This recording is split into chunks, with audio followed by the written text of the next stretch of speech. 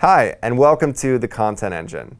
Does your content strategy essentially boil down to, let's create a massive amount of articles or videos or infographics, throw it against the wall and see what sticks? Well, you may be creating a lot of content, but it doesn't mean you're creating the right content. For that, you need data, and our guest today is here to help. His name is Brandon Andersen, and he's a co-founder and chief strategist at Ceralytics, which is a cutting-edge content marketing analytics platform that helps bring data-driven insights to how you're creating your content. As a longtime marketing executive, he found that the content teams, unlike other teams in sales and marketing, often didn't tie their efforts back to actual strategic business goals. And so that's why he founded Ceralytics. In today's episode, we're going to be diving into how to think about and leverage content intelligence to bring that data-first mindset to content creation, how to create a content-first culture at your company, how to do influencer marketing the right way, and some of the major trends in content marketing he sees over the next 24 months. Let's get started.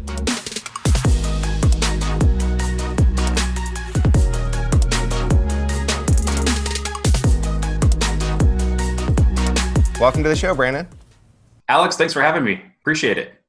Yeah, so before we dive in, I'd love for you to talk for a minute about what Ceralytics is and your role there at the company. Absolutely. So Ceralytics is a content intelligence company. So what we're doing is we are analyzing your content and your competitors' content to identify the topics that are resonating best with your audiences, both at the awareness level, so what topics bring people into your site, as well as what topics actually convert them to a business action. And then what we do is for your competitors is we look at their sites. We're kind of like a Google Analytics for your competitor sites. And we'll say, hey, here's what they write about the most in terms of the topics. And then we also identify, hey, here's what they're writing about that you're missing. And it helps build your content strategy based off of real data. That's awesome. And what inspired you? Because I know you're one of the co-founders of the company. What inspired you to found Ceralytics? Yeah, so I have a decade in digital marketing. So I was at a large PR software company, and I was overseeing US marketing there. So I had a demand generation team, I had a marketing operations team, and I had a content team. And the demand generation team, everything was data driven. I mean, it was, if we put this much money into this project, we should get this much out. Like, we just knew what was working. But when it came to content, it was really a guessing game. And we tried really, really hard to get to the data and to understand what's really working. But it was so hard to do, and it took so much time. And I just thought, wow, there's got to be a better way to just answer a simple question, which is, what should we write? And so that was the motivation to say, hey, you know what? It's time to get out of the corporate gig and let's solve this problem once and for all. That's awesome. And so what are some of those, having worked with so many content creators in your previous job, and then now working with a lot of agencies and marketing departments, what are some of those key mistakes that you see companies making when it comes to content marketing? The biggest mistake, and it's the most common thing that we all do, is we guess. We say, well, we think that this should work. And so we write content about it. We throw it against the wall and we just see if it sticks. And people just do that over and over and over again. But what they completely lack is a real strategy. It's like, what is your content strategy? And if you really understand what your content strategy is, part of that content strategy should also be what kind of things your audience really cares about. Content Marketing World, our Content Marketing Institute, just put out their B2B survey, their results for content marketing in B2B. And it was funny, the results for the number of companies that have a content strategy that's actually documented, a strategy that's actually written down, is only 37%. And B2C, it's only 40%. So less than half actually have something that's written. And that was pretty shocking. But at the same time, with all the people who I'm talking to every day, that seems to be the case. They just say, oh yeah, well, we kind of know what it is. But if you asked 7 people at their company what their content strategy was, they would all have a separate answer. Why do you think that is? What is it that's like special, or that people's perception is different around content as opposed to other forms of marketing, or other like digital advertising? Is it just inherently people think it's more intangible, or why? Yeah, I feel like it's two major things. One is it's not really new, but it is relatively new in the digital space. So it's a newer thing, so people are kind of just winging it. So I think that's one thing. But the other thing is the fact that it's creative. And when you're being creative, gosh, if you put boundaries around me, I'm not going to be able to be as creative. And it's actually the opposite is true. According to research, the opposite is true. If you actually have defined limitations of where you need to work, you can actually be more creative than if you just have green pastures and you can do whatever you want. So it's funny how it's ironic that when you actually confine people and say, this is where you need to work, this is the space that you need to work within, in terms of the topics that you're covering or whatever, they'll actually come up with better ideas. Absolutely, yeah, and it's the same thing when you think of big legacy companies versus small, scrappy startup companies. They don't have as much cash. They don't have just legions of people that they can call on to like code new things. So with those inherent restrictions, creativity blossoms, and you have to figure out new ways of doing things. It's essentially the same thing. Exactly, you have to be scrappy. For sure. Well, a term that I know you use a lot, and I've been starting to see pop up more and more, is that term content intelligence. So how would you define content intelligence and its role in a company's marketing efforts? Absolutely. So content intelligence is something that you use within the strategy phase of the development. So when you're developing a strategy, content intelligence is really telling you what are the pieces of content and what are the topics as a whole that are really resonating at different parts of the buyer's journey. So it's really putting some context around here's what's actually working. And then after you develop your strategy using that, content intelligence is something that's ongoing. So it's something that you don't just do once and then forget about for a year and then come back. It's something that it's always updated. So as things change, it's telling you, hey, this has changed in the market, so you need to adjust as well. And that's something with strategy. Strategies are something that you should absolutely have, but they should also be flexible because things are going to change. And with content intelligence, you're going to see those changes through data before you might even see them through your own observation of what's going on in the outside world. Because let's face it, a lot of us, we kind of just live in our own little bubble when we're at a company. We don't pay a super amount of attention to what's going on with, new people in the market or even some of our competitors. Right. Yeah, and it's true that, I suppose even 10 years ago, a company may have the idea that they can lay out a strategy, they can lay out a 5-year business plan or a 5-year marketing plan, but now things are rapidly evolving so quickly that a strategy needs to be a living, breathing entity that is like constantly tweaked. Well, one question that I want to ask that I've always thought is the approach to competitive to analyzing your competitors, because it's absolutely crucial. At the same time, I think some companies might fall in the trap of they analyze so thoroughly that they end up just trying to mimic other people instead of really following their own path. So do you think that there's a balance there between understanding what your competitors are doing but also having the ability to do it differently?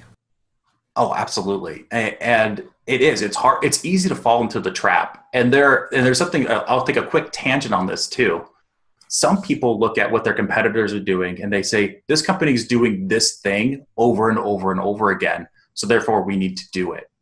But they don't look to see, is it actually successful? If you're just doing something because somebody else is, without knowing if it's successful or not, that's the worst thing you can do, because that's just mimicking what they're doing without even knowing if it's going to work.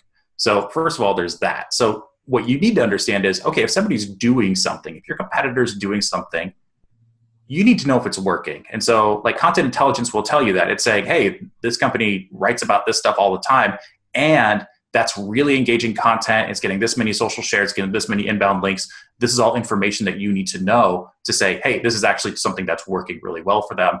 Now we need to emulate what they're doing. It doesn't mean that you're going to copy, because your company and part of your content strategy should be what makes you unique.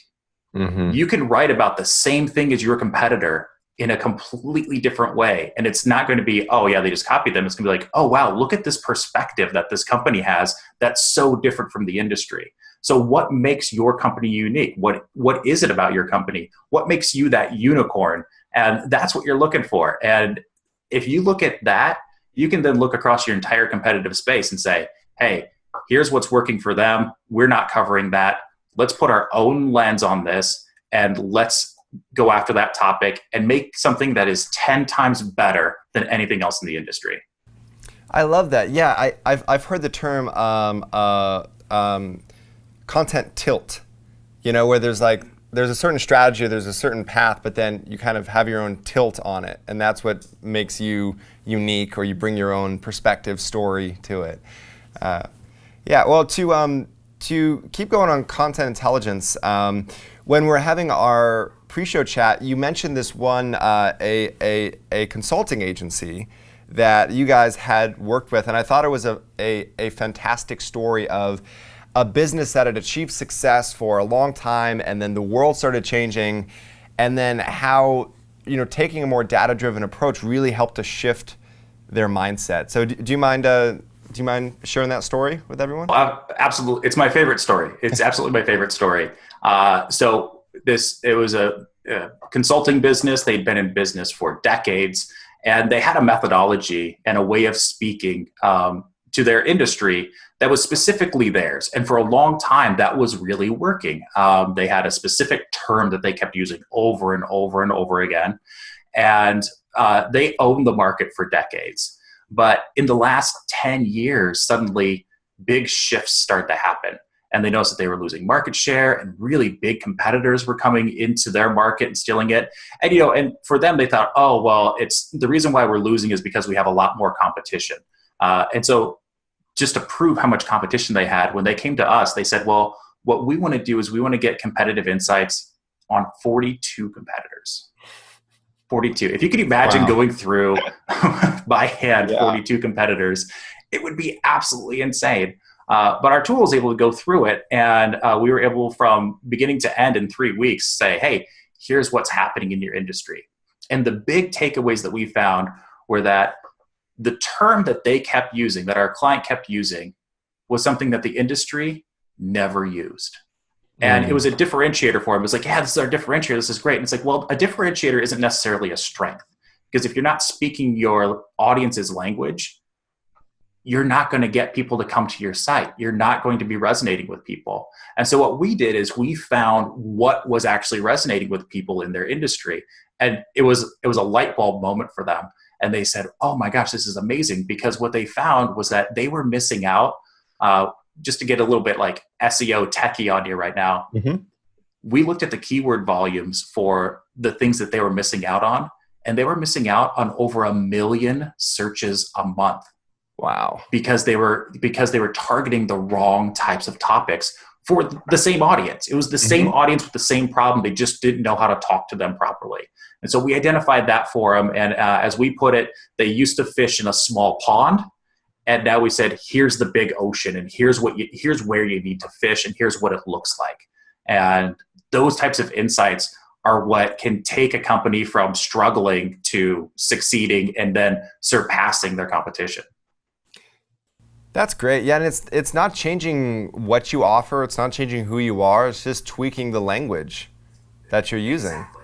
Yeah. Exactly. Yeah. Their offering stayed exactly the same. They just approached it differently with their audience. That's it. I love it. And so as you've been growing Ceralytics, what are some of the tactics that you found most successful when it comes to marketing, getting new users, and like leveraging content? So when we started small. It was myself and my co-founder. And I thought I was so smart because I had a huge repertoire of weapons after being in digital marketing for a decade, and I was used to having big budgets and really like working on big things. So I thought, oh, this should be easy. So I, initially invested in, things like AdWords and doing like social promotions and buying leads and doing all these things. And it didn't work. It just simply did not work. And when it's your own money, it makes a big difference. We're bootstrapped. So I was like, wow, okay, if this isn't working, I'm definitely not going to just keep trying something that's not working. So we changed up our tactics a little bit. And I've been very lucky to know a lot of really amazing people in the content marketing space. And like Jay Bear was one of our first beta clients, he and Convince and Convert. And what I found was I could ask people for favors. And I just went out to influencers and said, and it wasn't necessarily just favors, but it was, hey, I'm trying to get this. Do you think you could help me with this? And it was amazing how many people were like, yeah, absolutely. As long as it wasn't me just coming out there and saying, hey, I need you to help me sell something. It was, right. No, I don't want to sell something. I want to get a message out about something. We've democratized data. Can you help me get that message out? And it was amazing. An example of that actually was Content Marketing World this year. And we had talked, you and I just talked about this before the show. At Content Marketing World this year, we thought, our goal is to solve content marketing problems. That's a big goal of ours. And instead of creating a booth that was all about us and like what we offer, we said, you know what? Let's just make a booth that says, come on over and tell us your biggest content challenge. And so our booth was literally just a big blank white board. And we had 100 Sharpies that people could use, and they would just write what their content challenge is. What's your biggest content challenge? Now, that's cool, but unless they get real answers, it's not going to be very effective. So I started reaching out to these influencers I've been working with, and the response was amazing. I reached out to, I reached out to people who I knew, and they were like, yeah, absolutely. Because what you're doing is you're just answering people's questions. You're not promoting yourself. You're not doing anything. You're just answering questions. So they were more than willing to like, yes, absolutely. I'll answer 6 questions for you. I'll answer 10 questions for you, whatever you need. But what was really intriguing, and for those of you out there who don't have a big network within your industry, I reached out to people who I had never met, who maybe I had, briefly interacted with on Twitter. And I reached out to them and said, hey, here's what we're doing. We're looking for thought leaders who could help us out. Would you be willing to do it? And amazingly enough, they said yes. Jay Acunzo, who I've never met in my life, never met Jay. I love Jay Acunzo's information. The stuff that he's doing is incredible. But I never met him. And I just reached out and said, hey, here's what I'm doing. And he responded, yeah, sounds great. And now he's part of it. So even though you don't have a close relationship with some of these people, if you can show them that you're doing something really cool that's going to add value, they might say yes. So get the courage to go ask. Yeah, and I love the way that you phrased it to where, you weren't trying to get them to sell Ceralytics. You were essentially having them join you in this movement or in this message. And it wasn't like I'm extracting value. It was like everyone's getting value. Like for the content marketing world, you guys are obviously getting value because you're getting your name out there. Those influencers are getting value because they're now attracting more people to them. And then, of course, the people who are writing the questions are getting value because they're getting their questions answered. And yeah, that was a real light bulb moment for me of how to construct those campaigns or those things in a way that like it feels natural and not salesy to like everyone involved. So I love it. Yeah. So when it comes to getting a company to transition to this, content first culture, or just this idea of everyone, because I personally feel that it's important to at least everyone in the company feel like they're contributing to this in some way. At least they have a knowledge of why it's important, and they can capture those stories, whether they're just capturing those stories of customers or people that are out there, or they're actually writing the articles or sharing them out. So from your experience, what are some ways that companies can start to kind of break down these silos between like marketing, sales, customer service, and really have that like unified sense of purpose behind their content marketing? Exactly. And I mean, that's the huge question, right? Because if you can get a company to do that and really embrace it, they're going to be delivering amazing value to their customers at every single level, from when people come in and first get an interaction with that brand, to those customers and the interaction that they're going to have on a day-to-day basis. And that interaction is going to be it's going to be the same throughout their entire process. So it's incredibly important, and it's all based off of culture. Developing a culture is really a data-driven culture is the biggest thing. And the first thing that you need with a data-driven culture is a strategy, and that strategy has to link back to business results. So if that's the big thing. Start with a strategy. What's your content strategy? Then identify who are the people who have the data that you need. So go after those. Like, who are these people? And once you find those, that's where a lot of people stop. They go, okay, well, we know what we need to do. We got the people with the data. But the thing is that you actually need to get buy-in from them. You can't just be like, hey, I need this report. Can you spend more time of your day pulling these reports for me because I need them? You need to tell them why. You need to have them believe in it. Yeah, you have to sell it to them. Why are we doing this? What are we trying to achieve with this information? And really spell it out to them. This is what we're going to do with this information. Here's how it's going to help us and how it's going to help the company as a whole. And it's really showing like we're all going to be heroes by doing this. And that's a great selling point. It's like, here's how we're going to all help each other. So once you get that in there, you get the buy-in, then now you have data and you can really go through it and you can start analyzing it, you start using it. And I've seen companies get to this point and they're like, wow, we're really doing great. But then they start to alienate analysts. And the other way that they alienate them is that they don't actually follow the recommendations. And it's really funny because you see this a lot. People say like, oh, the data says A, but I think we should do B instead. Well, if an analyst just pulled all this information, told you, hey, here's the recommendations, and you go against it, that analyst is going to be like, why am I doing this? Like, you thought you set this vision, like we're all going to be doing this stuff, and now you're telling me that you're not going to do this based, what is that all about? So make sure that if you do decide, first of all, listen and make sure that you understand where it's all coming from. And then make sure that you both understand where the data is and why it might be a certain way. And if you disagree with it, tell them why. And then maybe they can even dig a little bit deeper and find out that, oh yeah, you were right.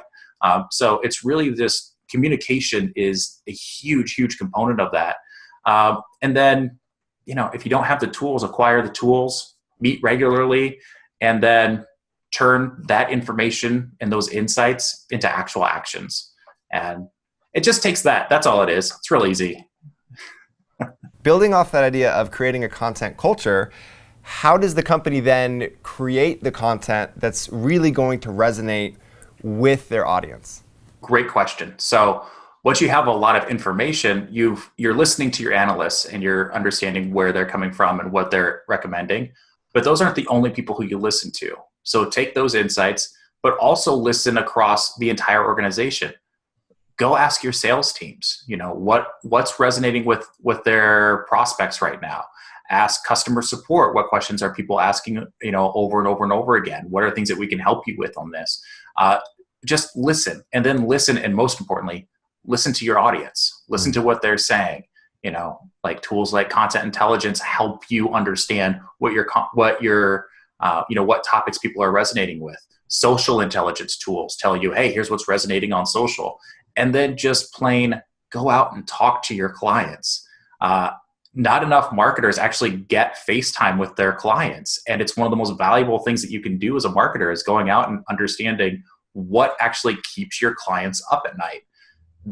Once you understand what keeps them up at night, now oh, okay, this is how we need to approach this, and here are the problems that we need to solve for, and we have the resources to solve these problems for them. We can become a trusted thought leader as a result. I love it. Yeah, it's so easy, especially in today's data-driven world, to create that level of almost abstraction where you start to see your customers as sort of just data points, or as, and yes, it's important to get that big picture view, but to also dive into the dirt and have that emotional connection too. Both sides, you know? Exactly. And the way that we see it here is that we rely on 80% of what we do is based off of the data. So it's solid data. Here's what we're going to be doing. And 20% is based off of qualitative metrics. So just talking to people, understanding what they're, what does keep them up at night. And we use both of those things, and we use some intuition. It doesn't mean, when you say it's data driven, it doesn't mean you only use data and you forget creativity and everything. You can also use your intuition. Say like, hey, here's something that I think we should be covering as well. And you can mix that in, but you shouldn't rely entirely on your intuition, because your intuition could be wrong. So make sure that you've got a nice balance there. But 80-20 is really where we've seen a really good sweet spot. Very cool. Well, how about looking ahead when it comes to major trends in content marketing? What do you foresee as new technologies, platforms, mediums, just anywhere that you want to go with this? Just where's kind of where your mind's at over the next 3 to 5 years? Oh, the next 3 to 5 years. I mean, right now. Over the next, I know that's hard. Over the next 24 months. There we go. Over the next 24 months. That might be a little bit easier, because who knows what's going to be around. I mean, 3 to 5 years. we could be seeing, who knows? We could be like just communicating with like telepathy at that point. So that's going to change the game. But I mean, within the next 24 months, realistically, we're already seeing parts of it, and people are, really getting a lot of content out there about this. But artificial intelligence is a huge piece. And what I find really, I think is actually kind of funny, is you see all these people talking about artificial intelligence. They're leading with it, how it's going to change marketing. It's doing all these things. But people don't care about artificial intelligence. Like, if you're an end user, you're like, I don't care. I don't care if you use artificial intelligence. I don't care if you use machine learning. I don't care if you use predictive analytics. I don't care if you use natural language processing. Like, all these things, like, I don't care about those.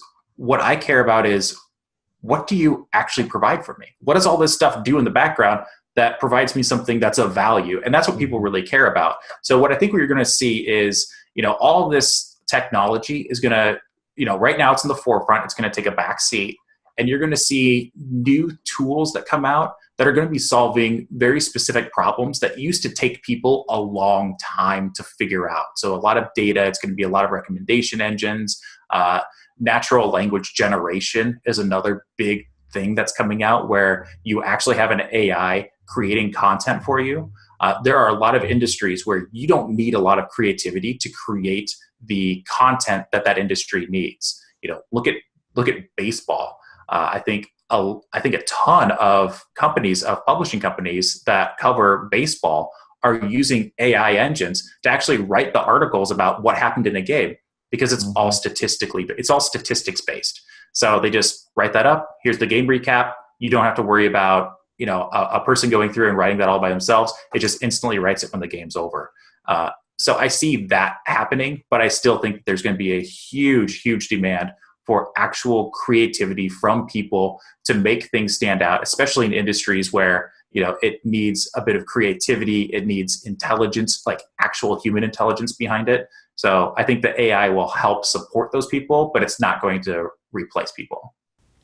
Yeah, because in some ways it allows more people to get in that game. So instead of, someone needing all these highly technical skills to do these different tasks, I think of cameras, even like just like we're using professional cameras here and stuff, but just the rise of high quality smartphone cameras, and how more and more people can just get there, shoot it, upload it, distribute it out there. And even 10 years ago, that was a very difficult process.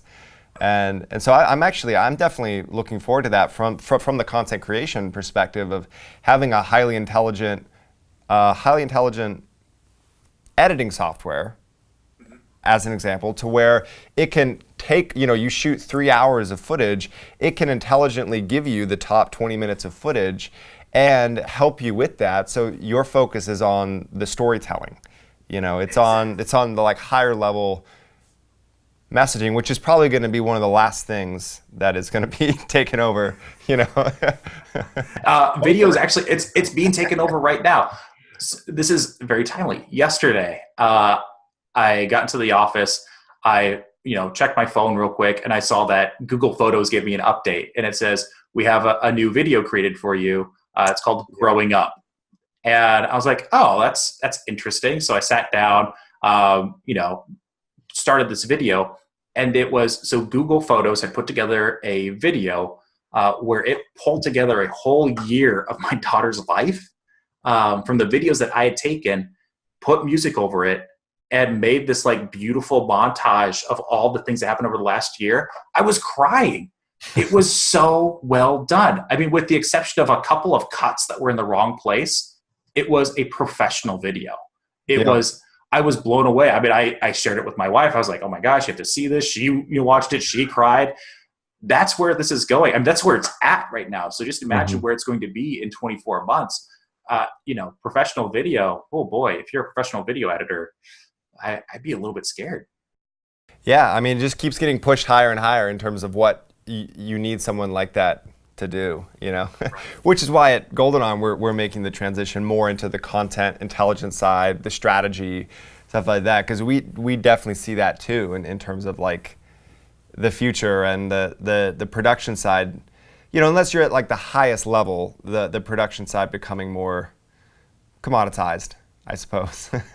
Exactly. Yeah. Everybody's going to be able to have access to really good video. Now, great video, that still might be a little ways away, but you'll at least have good.